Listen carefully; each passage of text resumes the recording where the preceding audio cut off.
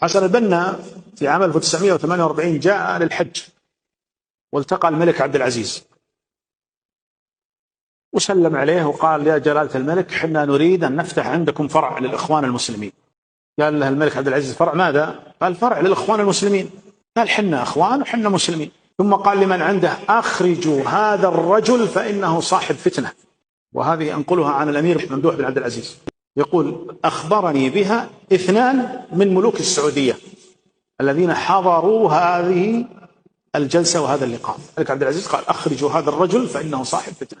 وفعلا صاحب فتنة، وهذا يدل على أن الملك عبد العزيز صاحب نظرة بعيدة، عرف أن هذا الرجل صاحب فتنة، وإلا دعوة ما نفعت في مصر ولا نفعت في بلدها ولا حذرت من الشرك ولا دعت إلى التوحيد. ماذا تريد أن تفعل عندنا؟ حنا دعوتنا الحمد لله قامت على التوحيد، فلسنا بحاجة لدعوات أخرى. نحن الذين نصدر الدعوة الصحيحة، لسنا بهذا. هذه الدعوات لو كان فيها خير كان نفعت في بلدها، لكن تأتي تسوق بضاعتها عندنا، هذا ما لا يسمح به.